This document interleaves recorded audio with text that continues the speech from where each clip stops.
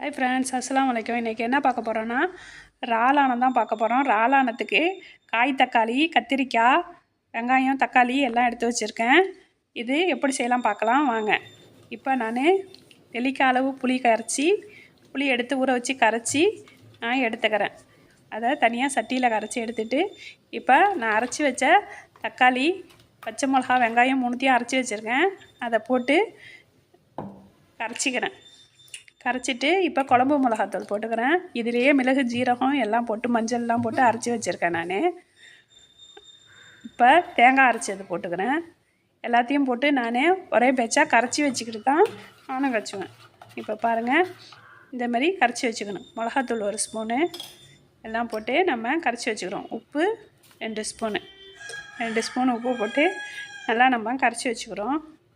இப்போ வாங்க, அடுப்பில் சட்டி வச்சு எண்ணெய் ஊற்றி 4 ஸ்பூன் எண்ணெய் ஊற்றிக்கிறேன். எண்ணெய் ஊற்றி இப்போ வெந்தயம் போடணும். வெந்தயம் போட்டு காய்ச்சினா தான் இந்த ஆனம் ரொம்ப சூப்பராக இருக்கும். இப்போ பாருங்கள், வெந்தயத்தை 2 ஸ்பூன் போடுறேன். 2 ஸ்பூன் போட்டு இப்போ வெங்காயம் போட்டுக்கிறோம். வெங்காயம் போட்டு வெந்தயம் செவந்தோடனே வெங்காயம் போடணும். அப்போ தான் நல்லா மணமாக இருக்கும். வெந்தயம் செவந்தோடனே வெங்காயத்தை போட்டு நல்லா வதக்கி எடுத்துக்கிறோம்.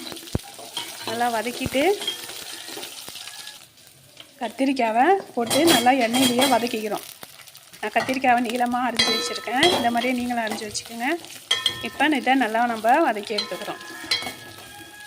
நல்லா கத்திரிக்காய் நேரம் மாறுற அளவு நம்ம வதக்கி இந்த அளவு எடுத்துக்கணும். இப்போ அடுத்தது என்ன செய்ய போகிறோம்னா, நம்ம இதுக்கு மேலே தக்காளி போட்டுக்கணும். இது காய் தக்காளி எங்கள் வீட்டில் காய்ச்சது. இது இந்த ஆணத்தில் போடும்போது, குழம்புல போடும்போது சூப்பராக இருக்கும். இந்த குழம்புக்கும் தக்காளி எடுத்து நறுக்குன்னு சாப்பிடும்போது சூப்பராக இருக்கும். இப்போ கருவேப்பிலை போட்டுக்கலாம். தக்காளியை லைட்டாக வதக்கினா போதும். இப்போ நான் இறாலை வச்சுருக்கேன். இந்த இறால் கொஞ்சம் எடுத்து போட்டுக்கிறேன். இது இறால்னு சில வீட்டில் சொல்லுவாங்க. நாங்கள் எங்கள் ஊரில் இறாலுன்னு தான் சொல்லுவோம்.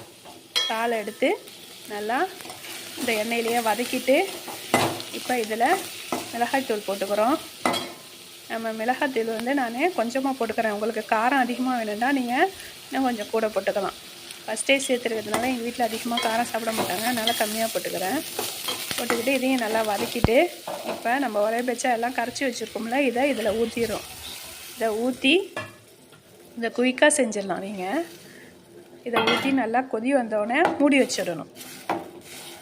இப்போ ஊற்றினோடனே மூடி வச்சுட்டு கொதி வந்தோடனே இதை எடுத்து